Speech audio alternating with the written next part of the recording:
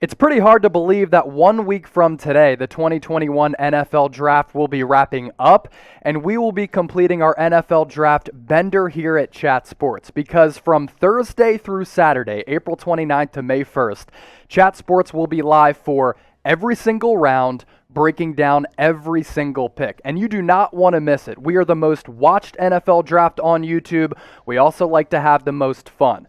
So, join the party, subscribe to our main Chat Sports YouTube channel, and how do you do that? You go to youtube.com/chatsportstv, hit that big red button down below, and we like to have fun with the audience. We involve you in the shows. Also, we have roulette wheels, and yeah, we might be drinking a little bit. So again, you do not want to miss it, our coverage of the 2021 NFL Draft here at Chat Sports.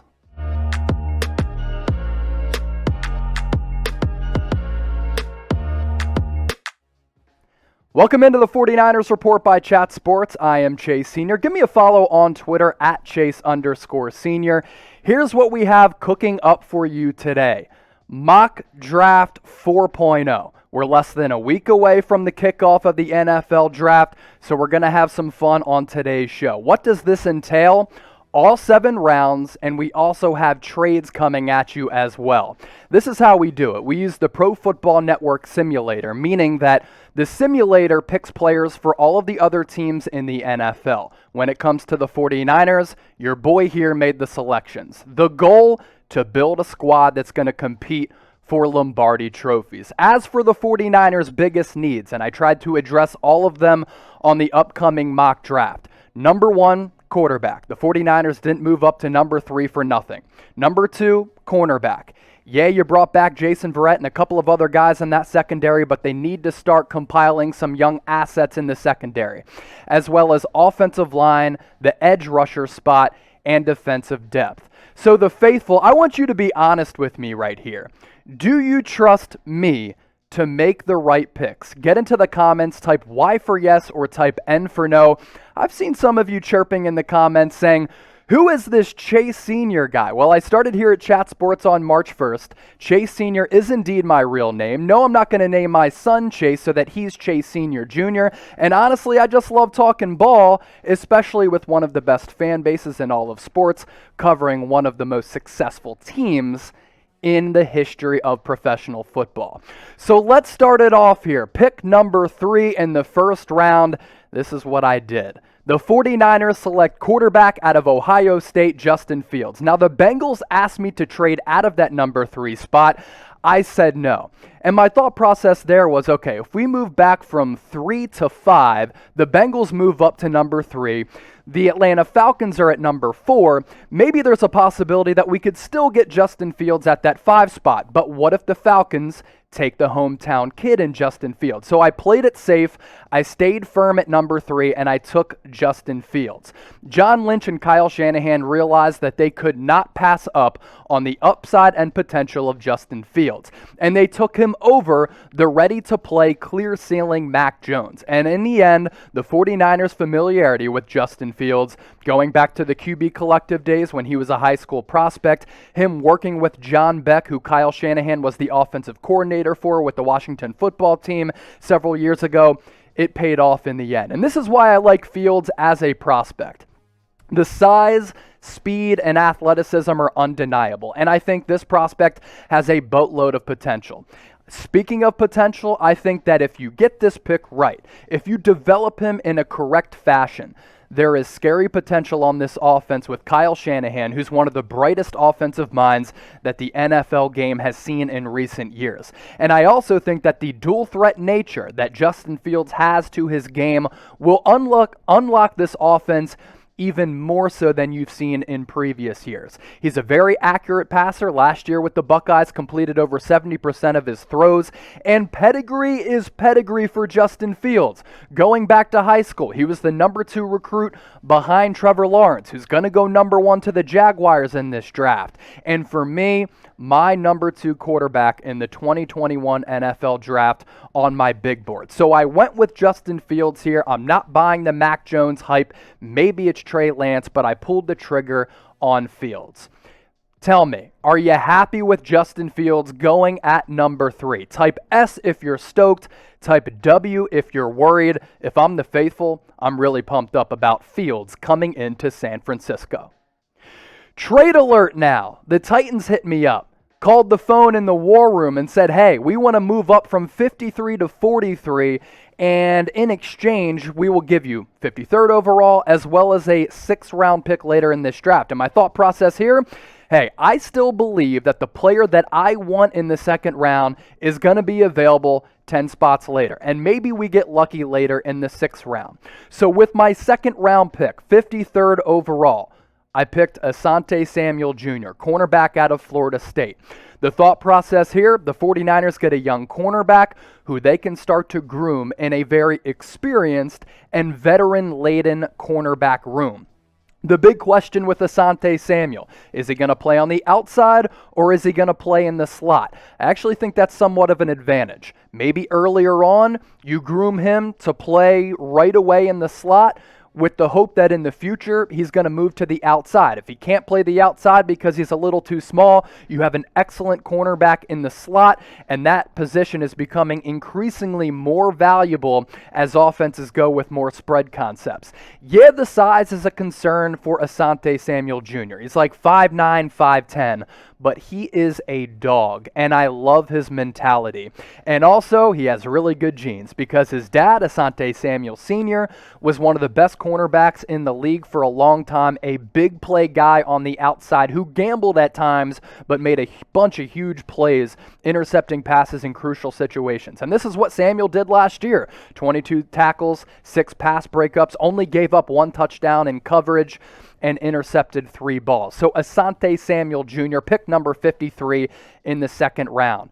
Rate him for me as a prospect. This is your opportunity to kind of get involved in the show and be the scout. Scale Asante Samuel as a prospect for me from 1 to 100. I think he's somewhere in that 80 to 85 range, which is great for a 2nd round prospect. What do you know? I told you we're going to have fun on today's show with some of these trades, and we have another trade in the NFL draft. The Packers and 49ers make a deal, all in exchange. 49ers receive a 3rd round pick, 92nd overall, as well as a 2021 4th round pick, so I get an extra 4th, and the Packers get the 49ers 85th overall pick. So where do I go for pick number 92 in round 3? I mentioned a position of need, offensive line, that's where I go in round 3. And I selected DeOnte Brown, offensive guard out of Alabama. It is really time for the 49ers to start building young offensive line depth. I love the fact that they brought back Trent Williams. I think Alex Mack, still in his mid-30s, one of the best centers in the league. But this is an offensive line that's starting to get a little bit older, but by bringing in DeOnte Brown, you get a talented young prospect with a lot of upside. You also get a player in the 3rd round that, in my opinion, had 2nd round value. And why I like DeOnte Brown, he held up really well against SEC competition, played in a bunch of great games, and of course won a national championship and got some of the best coaching at the NFL level, and I think that's really valuable. We're talking about a massive dude who checks in around 344 pounds. He is so powerful with really heavy hands where he can just push you and control you at the line of scrimmage because those hands are so violent. I also like his versatility. He can play both guard spots, so right from the jump, you can plug him in at right guard or left guard. Now, he's not the quickest offensive lineman. He's not the most twitchiest, but he makes up for that with some of his power. Today's Mock Draft 4.0 brought to you by our sportsbook partner at BetUS. This honestly sounds like a lie. It sounds like it's not real, but I'm telling you it is. Do you want to turn $100 into $225 of free money? You can do that by going to chatsports.com/49bet. You enter the promo code Niners125 and you get a 125% deposit bonus.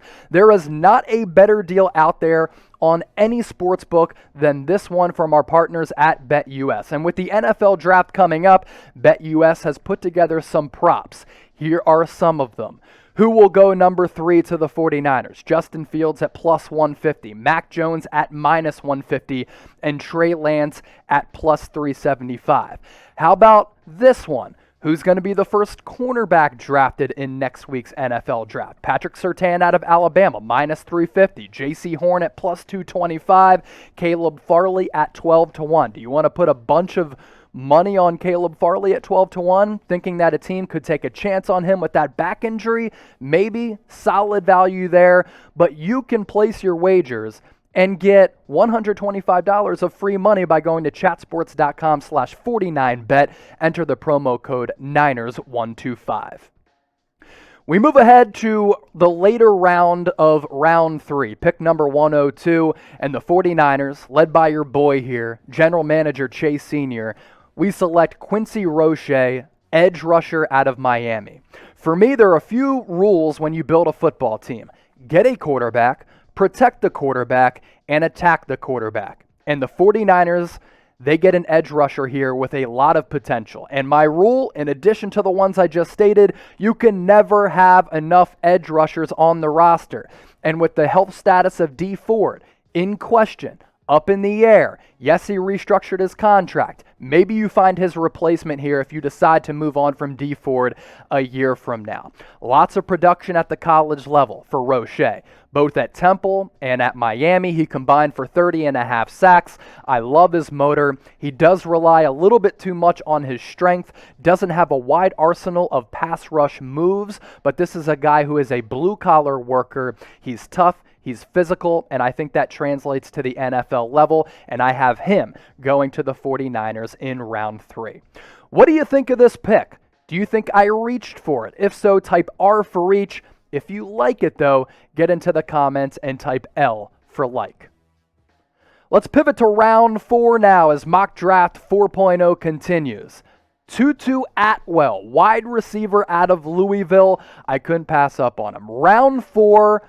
Too much value here, too much upside, and I bet on a player who I think, if I insert into Kyle Shanahan's system, is going to be a prolific playmaker. The size is certainly concerning. He's like 5'8", 5'9", and 140 pounds. At the NFL level, he takes one big shot, and he might be knocked out for a little while. But this is my thought process with this pick. This is an offensive gadget for Kyle Shanahan. So for those saying, we already have Deebo Samuel, Brandon Ayuk, and George Kittle, we don't need another offensive weapon. Kyle Shanahan can do a bunch of really fun and innovative things with Tutu Atwell. So think of him as a W weapon and not a WR as wide receiver. Jet sweeps, pitches out of the backfield, reverses, short bubble screens. When he gets the ball in his hands, he is an immediate home run threat.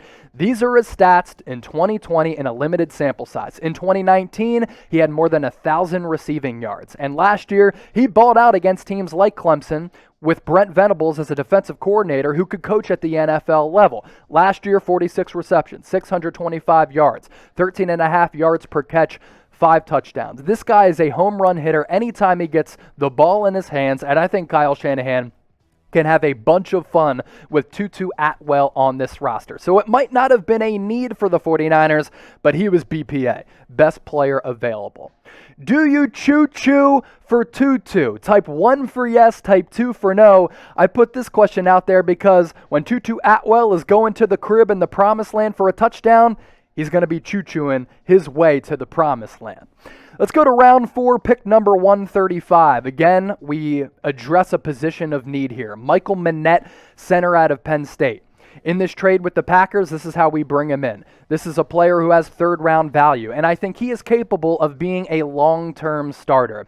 My thought process here with MENET, Alex Mack, he's in his mid-30s. Not sure how many years he has left to play at an elite level, so why not draft his replacement now? Also, if he has to play right away, he has a boatload of experience to be able to step in and do that successfully. 34 starts the last 3 years. As I mentioned, he can slide in eventually and be the replacement for Alex Mack or already do that.